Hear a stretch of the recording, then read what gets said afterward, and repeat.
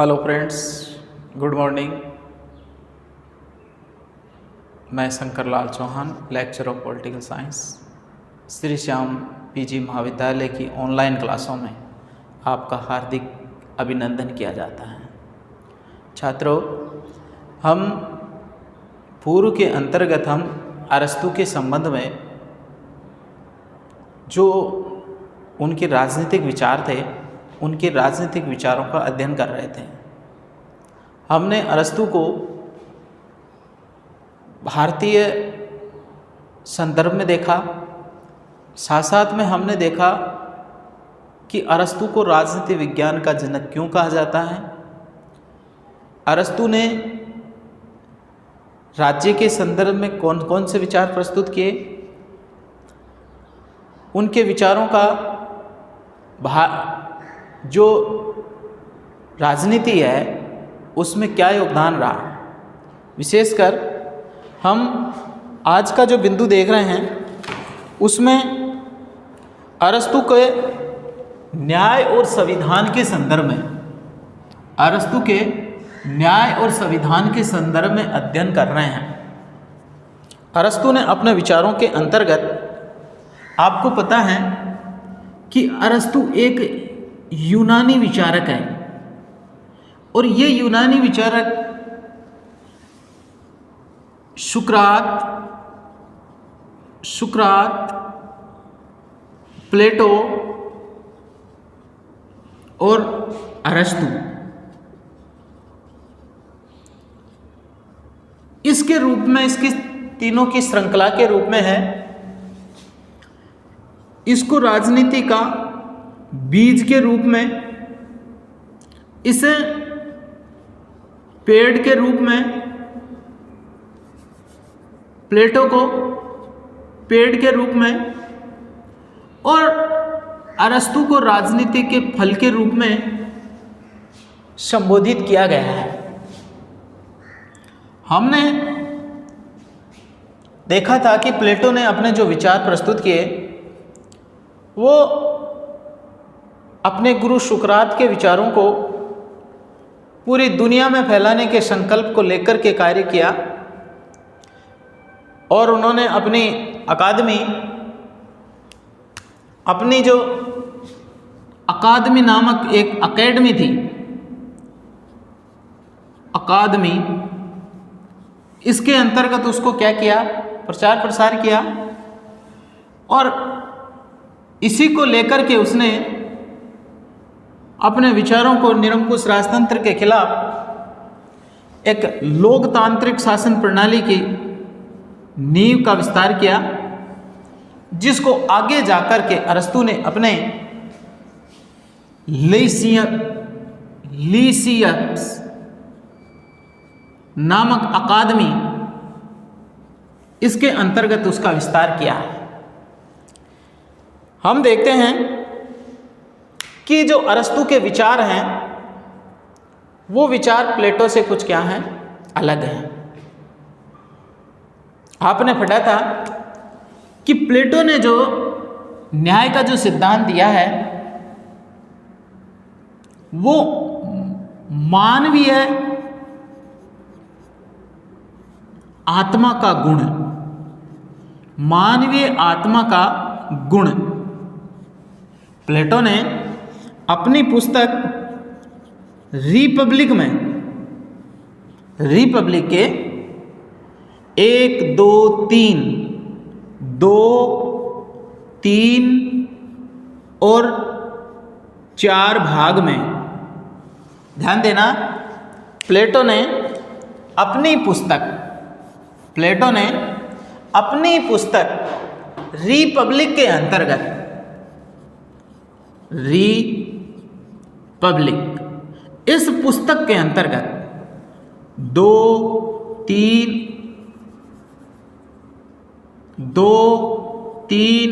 और 4 भाग में मानवीय आत्मा के गुण के अनुसार व्यक्ति को क्या देना, अवसर प्रदान करना, और इस अवसर के अंतर्गत जो उसने मानवीय आत्मा के जो गुण थे वो गुण 3 गुण माने थे।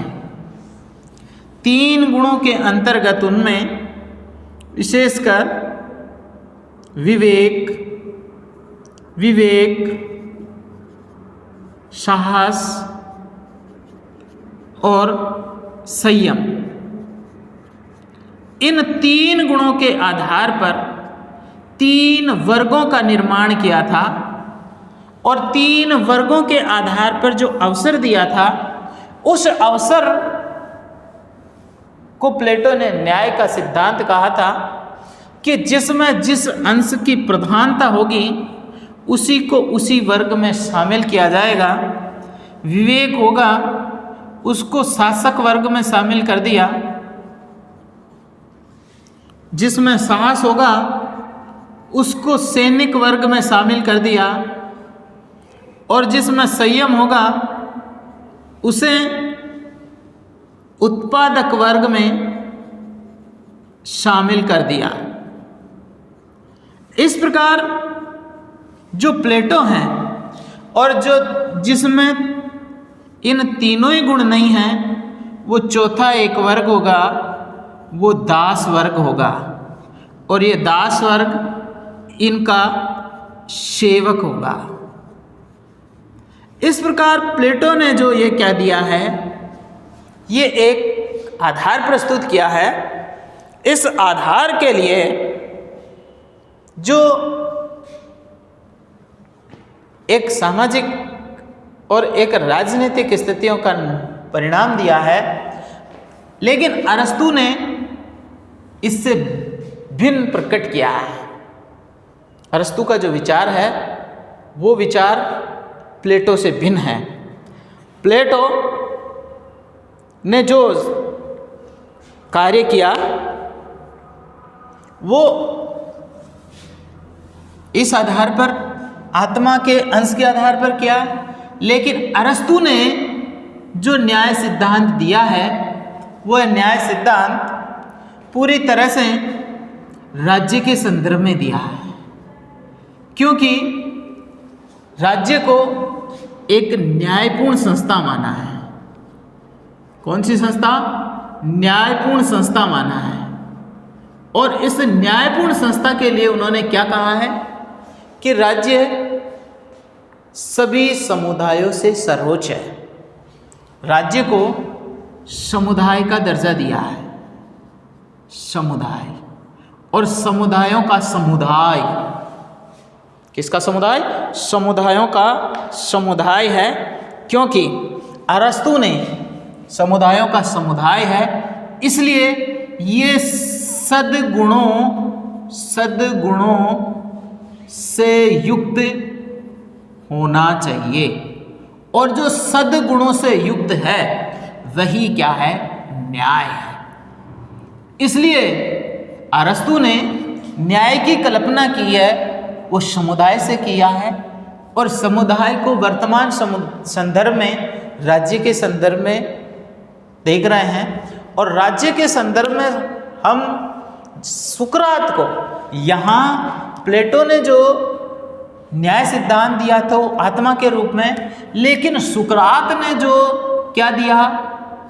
न्याय का दिया। सुकरात का एक वाक्य है, सद्गुण ही न्याय है। सुकरात ने क्या वाक्य? सद्गुण ही न्याय है। इस वाक्य के आधार पर उन्होंने क्या किया है? इस न्यायपूर्ण संस्था की स्थापना पर बल दिया है, और इसलिए अरस्तु ने न्याय को क्या किया है? 2 भागों में बांटा है। अरस्तु के अनुसार अरस्तु का जो न्याय है उसके भेद, अरस्तु के न्याय के जो भेद हैं वो 2 हैं। 1 नंबर पर उसने न्याय बताया है वितरणात्मक एक न्याय। इस न्याय को कितने भागों में? 2 भागों में बांटा है। न्याय के जो 2 भेद हैं, एक तो न्याय है, अरस्तु का जो न्याय है वो 2 भागों में बटा हुआ है। एक तो है पूर्ण न्याय, एक तो होता है पूर्ण न्याय, और दूसरा होता है विशेष न्याय। एक न्याय है पूर्ण न्याय और दूसरा होता है विशेष न्याय। विशेष न्याय, ध्यान देना, प्लेटो ने ये प्लेटो का न्याय है, इधर प्लेटो का न्याय है और इधर अरस्तु का न्याय है। अरस्तु ने न्याय राज्य को एक न्यायपूर्ण संस्था माना है। समुदायों को, इसने राज्य को समुदाय के संदर्भ में व्यक्त किया है और समुदाय को न्याय की सर्वोच्च संस्था माना है। इसलिए सद्गुण से युक्त जो कार्य है वही क्या है, न्याय है। और ये उक्ति सुकरात की है और सुकरात की बातों को अरस्तु अपने विचारों में लागू कर रहे हैं। इसलिए न्याय को दो भेद बांटे हैं, एक तो पूर्ण न्याय और दूसरा है विशेष न्याय। पूर्ण न्याय का मतलब होता है कि जो नैतिक गुण है, नैतिकता व आदर्श के आधार पर, नैतिकता व आदर्श के आधार पर दिया जाने वाला न्याय, नैतिकता व आदर्श के आधार पर दिया जाने वाला न्याय है, वो उसमें शामिल किया गया है। तो इसके अंतर्गत विशेष रूप से क्या किया है कि इससे चरित्र निर्माण होता है। चरित्र की श्रेष्ठता का क्या किया गया है, प्रतिपादन किया गया है कि चरित्र की श्रेष्ठता के आधार पर व्यक्ति अपने व्यक्तित्व का पूर्ण विकास कर सकता है। और पूर्ण विकास करने के लिए क्या किया जाए कि इसको पूरी तरह से नैतिक और आदर्शों का पालन करना अत्यंत आवश्यक है। इसलिए एक व्यक्ति दूसरे व्यक्तियों के साथ में मिलकर के नैतिकतापूर्ण व्यवहार करें। इसलिए यहाँ पर सुकरात की जो बात कही गई है, यहाँ पर सुकरात महोदय ने जो सद्गुण की बात की है वो पूर्ण न्याय के रूप में किया है। एक व्यक्ति का सर्वांगीण विकास उसकी नैतिकता के आधार पर किया जा सकता है और नैतिकता के आधार पर जो विकास किया जाएगा वो उसकी श्रेष्ठता, चरित्र का आधार मानी जाएगी, उसके सद्व्यवहार। इसमें इसको किस पर बल दिया, सद्व्यवहार पर, सद्व्यवहार पर ले लें। और इस सद्व्यवहार के आधार पर व्यक्ति अपनी पूर्णता को प्राप्त कर सकता है।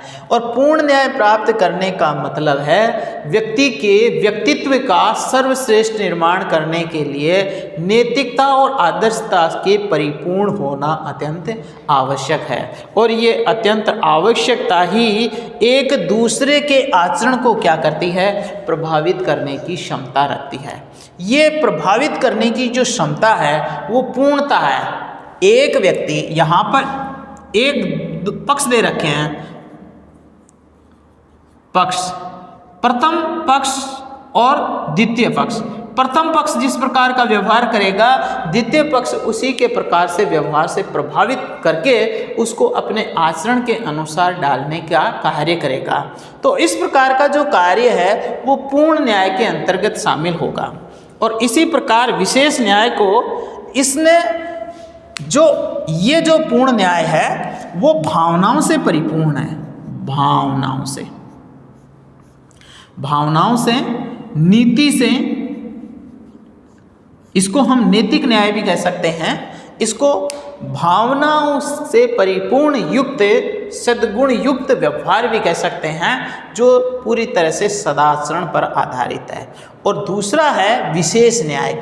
विशेष न्याय का मतलब जो नैतिकता और भावना से दूर है, भावनाओं और नैतिकताओं से दूर हट करके यहाँ पर केवल शासन या प्रशासन के संदर्भ में, शासन या प्रशासन के संदर्भ में दिया जाने वाला न्याय है। विशेष न्याय का मतलब शासन और प्रशासन के द्वारा व्यक्ति को दिया जाने वाला न्याय, जिसमें क्या किया जाएगा कि इसमें व्यक्ति शासन के कार्यों के आधार पर व्यक्ति को क्या प्रदान करता है, न्याय प्रदान करता है। और उस न्याय के आधार पर जो अवसर प्राप्त हो रहे हैं, ये अवसर उसे क्या करते हैं, विशेष न्याय प्रदान करते हैं। और इस न्याय को उसने क्या किया है, दो भागों में बांटा है। तो ध्यान देना, एक विशेष रूप से हमने दोनों का तुलनात्मक अध्ययन किया है।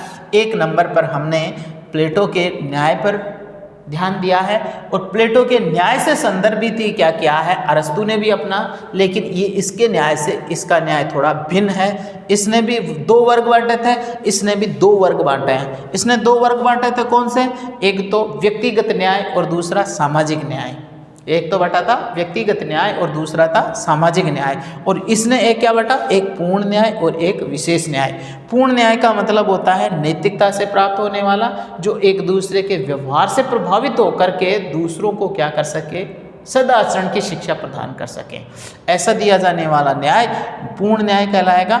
और विशेष न्याय ऐसा न्याय जो शासन और प्रशासन के द्वारा वंचित वर्ग को दिया जाने वाला है, जिसके अंतर्गत उसको क्या किया गया है, किसी भी प्रकार से वितरण के आधार पर या फिर सुधारात्मक दंड के आधार पर, मतलब कानून के माध्यम से, इसको हम ये कहेंगे कानून के माध्यम से व्यक्ति को दिया जाने वाला जो न्याय है, उसको हम किसके समान डालेंगे, विशेष न्याय के अंतर्गत डालेंगे। तो इसके संदर्भ में हम इधर देखते हैं, देखना इधर,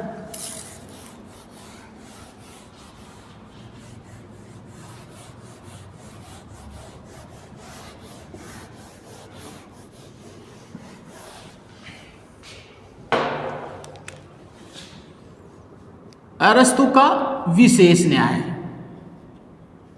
अरस्तु का विशेष न्याय, ये अरस्तु का जो विशेष न्याय है वो किससे संबंधित है, ये विशेष न्याय विशेष गुणों से, विशेष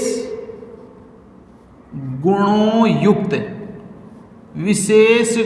युक्त न्याय होगा। और विशेष गुणों युक्त जो न्याय होगा उसको हम दूसरों के साथ में न्यायोचित होते हैं, इसलिए इस विशेष न्याय को क्या करता है, अरस्तु दो भागों में बांटता है। कितने भागों में बांटता है, दो भागों में। एक नंबर पर है वितरणात्मक न्याय, और दो नंबर पर है सुधारात्मक न्याय। सुधारात्मक न्याय, वितरणात्मक न्याय। वितरणात्मक न्याय का मतलब हम किससे लेते हैं कि वितरण, वितरणात्मक का मतलब वितरण मतलब बांटना या फिर आवंटन करना। प्रत्येक व्यक्ति को अपनी योग्यता व क्षमता के आधार पर, प्रत्येक व्यक्ति को अपनी योग्यता और क्षमता के आधार पर पद, शक्ति, सम्मान, पद है, शक्ति है, सम्मान है, उसका क्या करना, वितरण करना। और ये वितरण करना है, ये जो वितरण करना है वो उसकी क्षमताओं के अनुसार किया जा रहा है। इसको हम कौन सा न्याय कहेंगे, वितरणात्मक न्याय कहेंगे। इसको कैसा न्याय कहेंगे, वितरणात्मक न्याय कहेंगे, जो प्रत्येक नागरिकों में क्या करता है, समानता प्रदान करता है। ये समानुपातिक न्याय भी कहलाएगा। इसको किस प्रकार का न्याय कहेंगे, समानुपातिक न्याय भी कहेंगे, क्योंकि ये प्रत्येक व्यक्ति में समानता दे करके न्याय के वातावरण को जन्म देता है। अगर ऐसा नहीं होता है तो क्या होगी, असमानता होगी। और असमानता होने से क्या होगा, असमानता होने से लोगों में क्या होगा, असंतोष पैदा होगा। और इस असंतोष का परिणाम क्या होगा, क्रांति होगी। इसलिए अरस्तु ने यह कहा है कि क्रांति से बचने के लिए सबसे पहले क्या करो, असमानता को नष्ट करो। और असमानता को नष्ट करने के लिए क्या किया जाए, वितरणात्मक न्याय को अपनाया जाए। इसलिए कोई भी व्यक्ति अपनी प्रशासनिक शक्ति को, अपनी प्रशासनिक जो शक्ति है उस प्रशासनिक शक्ति का क्या करें, सदुपयोग करें। सदुपयोग करने से क्या होगा, नागरिकों की क्षमताओं में, अवसरों में वृद्धि होगी और क्षमताएं जिनमें होगी उनका सर्वांगीण विकास होगा। और ये विकास क्या करेगा, राज्य को, नागरिकों को न्याय प्रदान करेगा, जिसमें व्यक्ति का विकास और राज्य का विकास होगा। अगर व्यक्तियों में असंतोष की भावना पैदा हो जाएगी तो क्रांति होगी। क्रांति के माध्यम से क्या होगा, राज्य की अस्थिरता, अव्यवस्था पैदा होगी, जिससे राज्य भी नष्ट हो जाएगा और नागरिकों के जीवन भी संकटों से घिर जाएगा। इसलिए न्यायपूर्ण वातावरण बनाए रखने के लिए इस प्रकार की स्थितियां पैदा होना अत्यंत आवश्यक की गई है। इसलिए अरस्तु ने ये कहा है कि राज्य में न्यायपूर्ण वातावरण बनाए रखने के लिए, अरस्तु ने ये कहा है कि राज्य में न्यायपूर्ण वातावरण बनाए रखने के लिए राज्य का जो उद्देश्य है उसको उचित अनुपात में, मतलब उचित अनुपात में, राज्य में वातावरण बनाने के लिए उचित अनुपात में न्याय प्रदान करे। राज्य का उद्देश्य क्या है, राज्य का उद्देश्य सबसे पहले राज्य का उद्देश्य ध्यान दें। राज्य का सबसे पहला उद्देश्य है कि उचित अनुपात में क्या प्रदान करें, न्याय प्रदान करें। और उचित अनुपात में अगर न्याय प्रदान करेंगे तो सभी व्यक्तियों का सर्वांगीण विकास होगा और ये सर्वांगीण विकास सबके कल्याण को क्या करेगा, बढ़ावा मिलेगा और सबका कल्याण होगा। क्रांति का जन्म नहीं होगा, क्योंकि अगर जो योग्य और सक्षम व्यक्ति हैं, योग्य और सक्षमता वाले व्यक्ति हैं, उनको पद, शक्ति और सम्मान नहीं मिलेगा तो वो व्यक्ति क्या होंगे, असंतोष होंगे और वो क्रांति को जन्म देंगे। इसलिए सबसे पहले उनको क्या मिलना चाहिए, इसलिए ये अवसर मिलना चाहिए। इसलिए यह वितरणात्मक जो न्याय है, ध्यान देना, यहाँ पर जो वितरणात्मक न्याय है वो वितरण से है, यहाँ से आवंटन है, और यहाँ पर है प्रशासनिक पदों से है। यहाँ पर ध्यान देना, प्रशासनिक पदों से है, इसका वितरण शासन के लिए है। तो इसलिए ये आवश्यक है और इसके बनाए रखने के लिए ही विकास संभव है। तो अरस्तु ने जो पहला जो न्याय दिया है वो वितरणात्मक न्याय है और वितरणात्मक न्याय के माध्यम से ही क्या किया जा सकता है, क्रांति को रोका जा सकता है। अरस्तु का जो दूसरा न्याय है, अरस्तु का जो दूसरा न्याय है वो पहले जो न्याय है, प्रथम जो न्याय है उस प्रथम का क्या है, पूरक है, प्रथम का पूरक है। अब प्रथम का पूरक क्या है कि पहला वितरणात्मक न्याय, उस वितरणात्मक न्याय को लागू करने के लिए, वितरणात्मक न्याय को लागू करने के लिए सुधारात्मक न्याय का होना अत्यंत आवश्यक है। सुधारात्मक का मतलब किससे लिया गया है कि जो व्यक्ति वितरणात्मक न्याय के अनुसार कार्य नहीं कर रहे हैं, वितरणात्मक न्याय के अनुसार, यानी जिनको प्रशासन के अंतर्गत शासकीय पदों का जो वितरण किया गया है और उसके अनुसार जो कार्य है, शक्ति हैं, सम्मान है, उसका तरीके से क्या नहीं कर रहे हैं, काम नहीं कर रहे हैं, तो व्यक्तियों के व्यवहार को सुधारने के लिए, किसको सुधारने के लिए, इसको व्यवहार को सुधारने के लिए उसमें कानून डालकर, कानून के माध्यम से दंड दिया जाए। और कानून का पालन करने का जो क्या उद्देश्य है, लोगों में इनका भय व्याप्त करना, और जो इसका पालन नहीं करता है इसको क्या किया, दंड दिया जाए। इसलिए व्यवहार में जो सुधार करने का जो क्या है, सुधार करने का जो तरीका है, व्यवहार में इसका मूल उद्देश्य है सुधार, व्यवहार में सुधार करना। किसके माध्यम से, कानून से। कानून का उद्देश्य क्या है, दंड देना। दंड देने से क्या होगा, भय पैदा होगा। इसलिए ये क्या होगा, सुधारात्मक होगा। ये जो रवैया है वो कौन सा कहलाएगा, सुधारात्मक रवैया है। और ये सुधारात्मक रवैया व्यवहार मतलब नागरिकों में जो नागरिकों के व्यवहार में जो बुराइयां हैं उन बुराइयों को दूर करने का क्या देता है, अवसर प्रदान करता है। नागरिकों के व्यवहार में बुराइयां दूर करने के लिए क्या किया जाए, उन्हें दंड दिया जाए और इस दंड के माध्यम से उन्हें क्या किया जाता है, इस दंड के माध्यम से उन्हें क्या दिया जाएगा, व्यवहार में सुधार किया जाएगा और ये न्याय उनका सुधारात्मक न्याय है। ये बहुत महत्वपूर्ण प्रश्न है कि अरस्तु का न्याय सिद्धांत क्या है, तो आप बताएंगे। और ये अरस्तु ने अपना जो न्याय सिद्धांत दिया था अपनी पुस्तक पॉलिटिक्स के अंतर्गत, कुछ पॉलिटिक्स के अंतर्गत दिया था और पॉलिटिक्स के अंतर्गत इस न्याय सिद्धांत को उन्होंने वितरणात्मक 2 न्याय सिद्धांत दिए थे। ध्यान देना, एक बार हम दोबारा रिपीट कर रहे हैं इसको। अरस्तु का जो न्याय सिद्धांत है, पहला हम न्याय सिद्धांत पढ़ रहे हैं, ये पर न्याय सिद्धांत है। प्लेटो ने जो न्याय सिद्धांत दिया था, अरस्तु ने अपना जो न्याय सिद्धांत है वो प्लेटो के न्याय सिद्धांत से क्या है, अलग है, भिन्न है।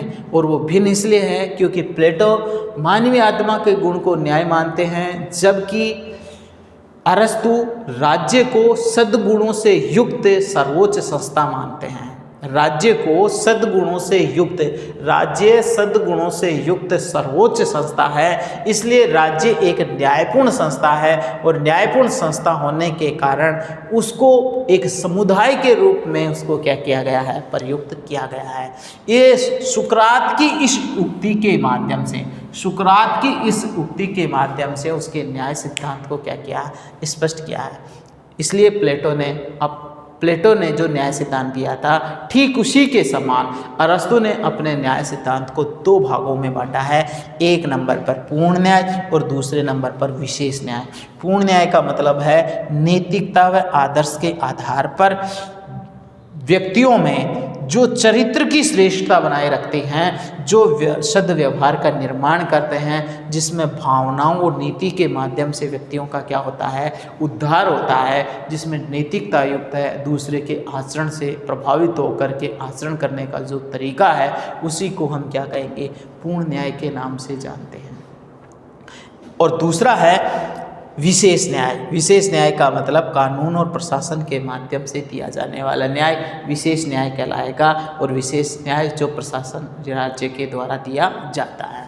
अब इसके अनुसार विशेष न्याय जो विशेष गुणों से युक्त है तो विशेष गुणों से युक्त है उसको भी 2 भागों में बांटा गया है। एक है वितरणात्मक न्याय और दूसरा है सुधारात्मक न्याय। वितरणात्मक न्याय का उद्देश्य मतलब ये होता है कि वितरण, इसका आशय है वितरण, बांटना, आवंटन करना। प्रशासनिक पदों में प्रत्येक व्यक्ति की योग्यता और क्षमता के आधार पर पद, शक्ति और सम्मान को क्या करना, आवंटन करना ही क्या है, वितरणात्मक न्याय है। और वितरणात्मक न्याय है प्रत्येक व्यक्ति को समानतापूर्वक अवसर प्रदान करना, जिसमें राज्य का उद्देश्य न्यायपूर्ण वातावरण बना रहा है। और न्यायपूर्ण वातावरण के माध्यम से क्या किया जाएगा, प्रत्येक व्यक्ति को समानता मिलेगी। अगर ऐसा नहीं होगा तो असमानता होगी, असमानता क्रांति को जन्म देती है और इस क्रांति होगी तो अव्यवस्था और अराजकता का दौर होगा। इसको रोकने के लिए वितरणात्मक न्याय के रूप में अरस्तु इसको लागू करना चाहता है। अब राज्य का उद्देश्य है उचित अनुपात में सबको क्या दिया जाए, न्याय दिया जाए। इसका मतलब न्याय का मतलब किससे दिया है, अवसर से दिया है। और यहाँ पर अवसरों को बांटना ही क्या है, इसका है। दूसरा सुधारात्मक न्याय। सुधारात्मक न्याय पहला का पूरक है। वितरणात्मक न्याय के अंतर्गत जो कार्य नहीं कर रहे हैं और या फिर ये व्यक्ति क्या कर रहे हैं अपने व्यवहार से क्या कर, वितरणात्मक न्याय सुधारात्मक न्याय का पहलू है, क्योंकि वितरणात्मक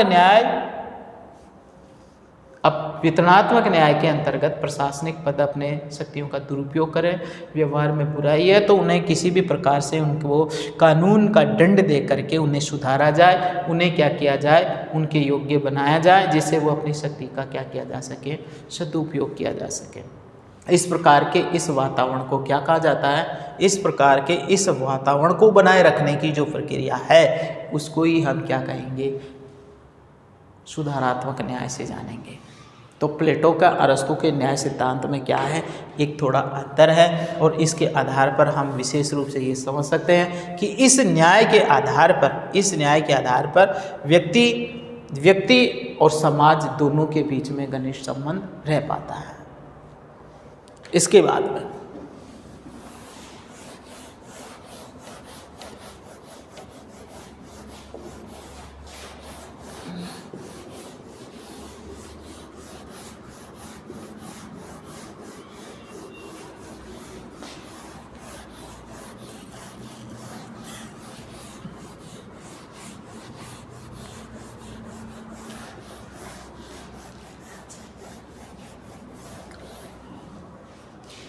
जैसा कि हमने अरस्तु के न्याय सिद्धांत को पढ़ा, अरस्तु के न्याय सिद्धांत को हम डायग्राम के माध्यम से इसको दो भागों में इस प्रकार विभाजित कर देते हैं।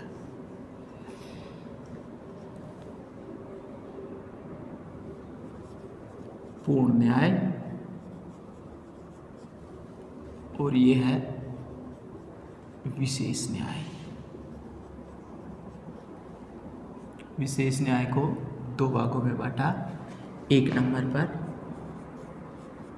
वितरणात्मक और दूसरे पर सुधारात्मक। वितरणात्मक का मतलब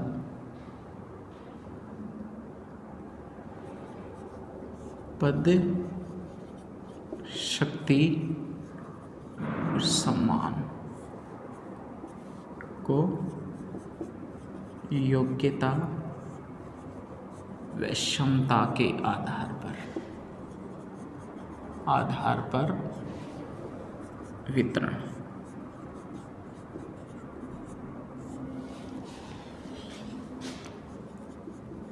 कानून के दंड से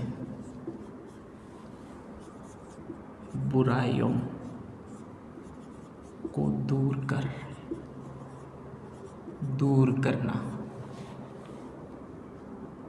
बुराई को दूर करना सुधारात्मक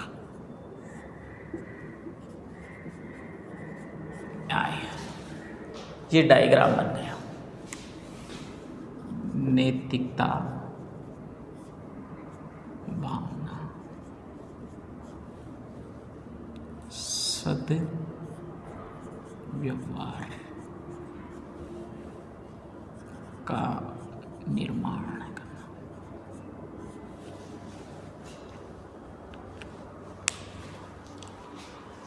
ये इसका शॉर्ट ट्रिक्स हो गया, इसका शॉर्ट आधार हो गया कि आप वितरणात्मक न्याय और सुधारात्मक न्याय को इस प्रकार से समझा सकेंगे। अब दूसरा इसका जो बिंदु है वो है संविधान के आधार पर। अरस्तु ने संविधानों का तुलनात्मक अध्ययन किया और लगभग 150 से ज़्यादा संविधानों का उन्होंने क्या किया, अध्ययन किया और संविधानों का वर्णन करके उन्होंने ये निर्णय निकाला है कि श्रेष्ठ संविधान कौन सा है। और श्रेष्ठ संविधान के आधार पर उन्होंने दो भागों में बांटा है कि एक तो संख्या के आधार पर और एक है नैतिकता के आधार पर। सर्वोच्चता, संविधानों का जो वर्गीकरण किया है उन्होंने, अरस्तु ने लगभग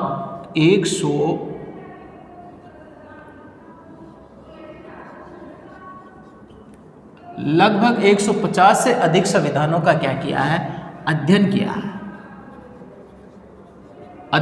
है। और इस अध्ययन करने के बाद उन्होंने क्या किया है, मतलब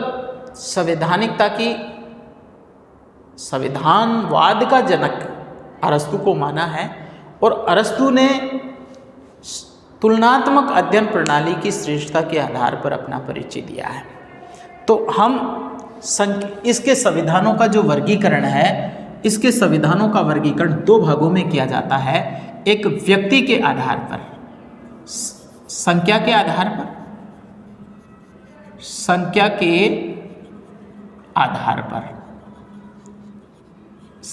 आधार पर और दूसरा है उसका वर्गीकरण के आधार पर, जिसको हम कहेंगे नैतिकता के आधार पर। नैतिकता के आधार पर दो आधार तैयार हो गए। संख्या में यहाँ पर यहाँ पर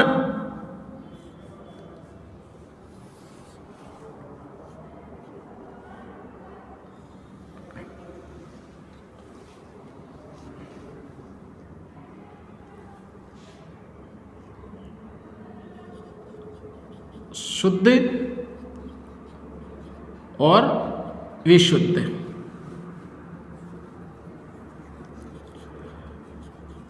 कर्म संज्ञा। एक व्यक्ति का शासन, एक व्यक्ति का शासन, एक व्यक्ति का शासन होता है, उसको कहते हैं राजतंत्र। इसका विकृत रूप है निरंकुश, निरंकुश तंत्र।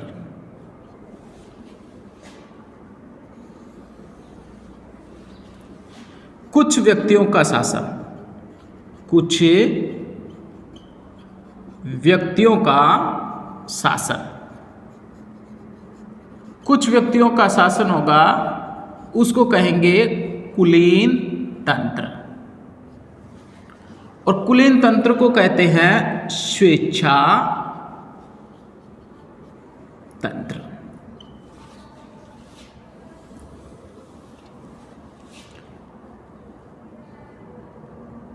सभी व्यक्तियों का शासन,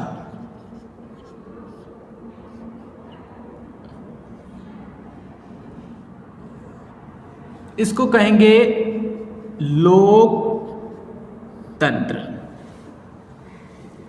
इसका तंत्र है भीड़ तंत्र।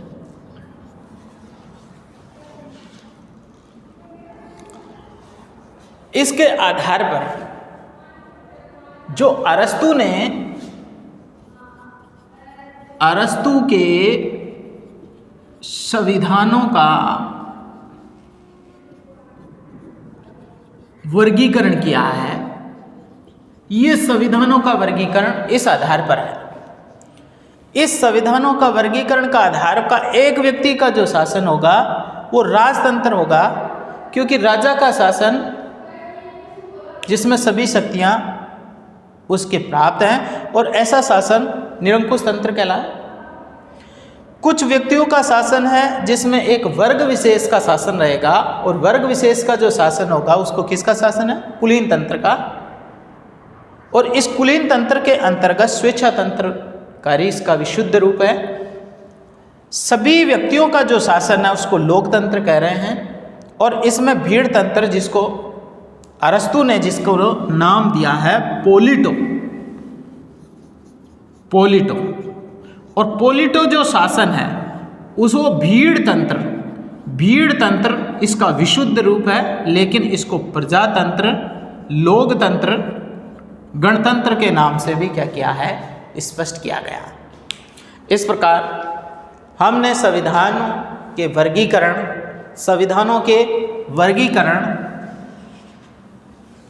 साथ साथ में न्याय का जो शासन, इसके प्रतिलेप लिखे।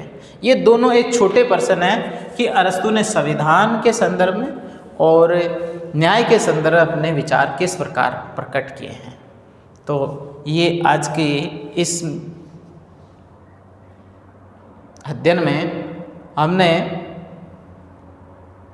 हम इस अरस्तु के वैचारिक जो राजनीतिक विचार हैं उसका तुलनात्मक अध्ययन किया कि न्याय और संविधान के संदर्भ में उनके विचार क्या थे। इस प्रकार आप इसे अगली वीडियो में विशेष रूप से आप इसका स्क्रीनशॉट ले सकते हैं। ये न्याय के सिद्धांत के संदर्भ में है और ये संविधान की जो वर्गीकरण है उसके आधार पर इसका अंतर किया गया है। तो संख्या के आधार पर है, शुद्ध और विशुद्ध के आधार पर, तो इसको विशिष्ट रूप से शामिल किया गया है। तो इसे विशेष रूप से ध्यान दें। आज हम इतना ही करेंगे। अगली कक्षा में हम अरस्तु के जो सामान्य विचार हैं, राज्य के आदर्शता संबंधी विचार, उसका अध्ययन करेंगे। धन्यवाद।